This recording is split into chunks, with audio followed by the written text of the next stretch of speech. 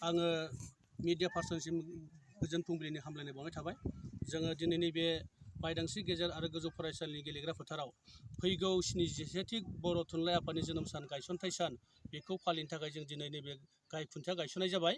बे जोङो नैबे फैगौ बर' थुनलाइ जोनोम सानखौ जोङो साननैनि हाबाफारिजों एकदम गाजा गोमजायै खुंनो थाखाय थांखि लादों।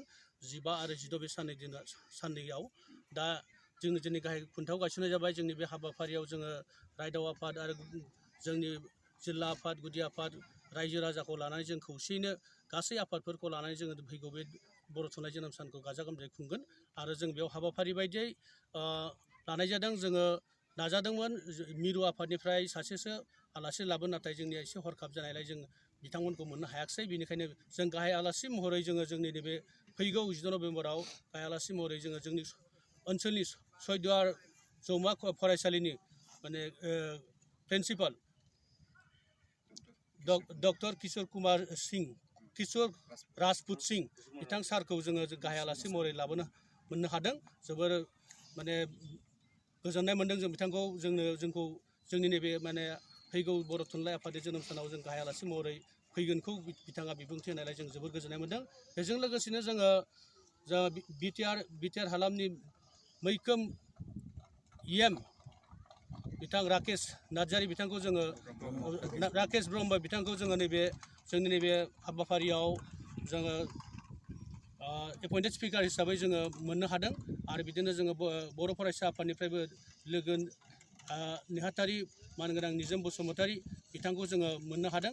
बेबायदिनो जों जायगानि गोबांथार मानगोनां माखासे बिथांमोनखौ लानानै जों फैगौ 15-16 जों बे साननैनि हाबाफारिखौ जोङो मेहेरगोनाङै खुंफुंनो थाखाय जोङो जानजि खाफ्रादों। जाहाथे जों खावलायो आङो दिनैनि बे मिडियानि गेजेरजों जाहाथे जोंनि नैबे हाबाफारिखौ जाफुंनायाव जोंनि गुफुर हालामनि गासैबो सुबुङा जाहाथे बयबो रां अनसुंथायावनो जा मानसि हिसाबै खामानि मावनानै हेफाजाब होनायानो जा जों बयनिफ्रायबो हेफाजाब मोनगोनखौ आसा खालामबाय। आरो साफ्रोमनिबो हेफाजाबनि गेजेरजों जोङो फैगौ बे बर' थुनलाइ जोनोम सानखौ जोङो गहपुर जिल्लानि जानानै जोङो मेहेरगोनाङै जों खुंफुंनानै हरनो हागोन। नोंथांमोनखौ साबायखर होनाय थाबाय। आं रायदाव आफादनि आफादगिरि महरै खावलायोदि नैबे फैगोन 15-16 नभेम्बरनि जिथुनाखि जोंनि बर' थुनलाइ जोनोम साननैनि हाबाफारि लानानै गाब गोनाङै खुंनो थाखाय लाहार फाहार खालामनाय जादों। आरो बेवहाय जोङो बे खुंनायाव रायजो राजानिफ्राय जों अनसुंथाइ लायदोङो। आरो रायजो राजाया जोंनो अनसुंथाइखौ गोसो गोरबोजों हरदोङो। साफा सानैया एसे एनै अजद खालामदोंब्लाबो अब्लाबो जों गाज्रि मोनाखै। आरो बेजों लोगोसे जोंनि बे हालामाव गोदो गोदाय जोंहा थिखादार गैयामोन। दा माखासे थिखादारफ्रा गोसो गोरबोजों जोंखौ सहाय खालामदों। बिथांमोनखौबो जों सहाय खालामबाय। फोरोंगिरिफ्रा सहाय खालामदों। फोरोंगिरि बिथांमोनखौबो जोङो साबायखर बावदों। आरो बेजों लोगोसे ओनसोलाव गोनांफोर थानाय जाय बिजनेस एबा फालांगि मावनाय बिथांमोनहाबो जोंखौ सहाय खालामदों। बिनि थाखाय जोङो बिथांमोनखौबो साबायखर होदों। आरो जों आसा खालामदों बे साननैनि हाबाफारिया गाजा गोमजायै गहपुर जिल्ला बर' थुनलाइ आफादा जों खुंनो हागोन।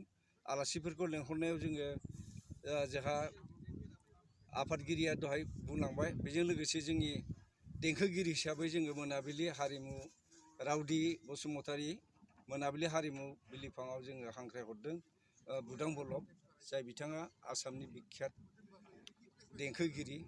बिथांखौ मोननानै जों गोजोनदों।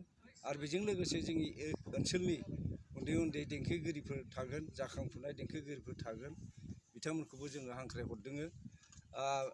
जोबनायाव आं आसा खालायो जाहाथे रायजो राजाफ्रा नैबे थुनलाइनि गावनि हारिनि गावनि रावनि फोथांना लाखिनायाव रां रुफा जिथुनाखि रायदाव आफादा जेखौ खांहैदों एबा बिदों बेखौ जाहाथे मुक्त हस्ते एबा आखाइ फुवारनानै गोसो गोरबो गोथारै जाहाथे हरो। जाहाथे खांग्राफोरखौ जोङो अजद खालामलायनो नाङा। मानो होनबा बेबो जाथिनि मोनसे खामानि। सासे सानै ओंखाराब्ला बयबो ओंखारनो हाया। बे सासे सानैयानो जों खांनानै खामानिखौ जाफुंनांगोन। बे खामानि जाफुंनाया रायदाव आफादनि जाफुंनाय नङा, बे समग्र बर' हारिनि जाफुंसारनाय होननानै जों सानो। जों बेखौनो खावलायो। दा बे अनसुंथाइनि बेलायाव बिटिआरनि चिफ प्रमद बर' सारनिफ्राय माबाफोर अनसुंथाइ बिनाय जादों नामा, मोननाय जादों नामा? बिनाय जायाखै जोङो थांनाय जायाखै आरो गोजानबो जायो मोननायसार मोनैसार आरो खामानियाबो बावैनो जासिगोन नालाय अननानै हरोबा जों नाजावगोन। ओरैनो लाइजामफोर हरनाय जादों नामा? लाइजामबो हरनाय जायाखै बिदि लाइजाम हरनाय जायाखै जों मानो होनब्ला प्रत्येक जिल्लायावनो खालामनाय जागोन नालाय बेखायनो जों लाइजाम हरनाय जायाखिसै आरो बेखिनियानो।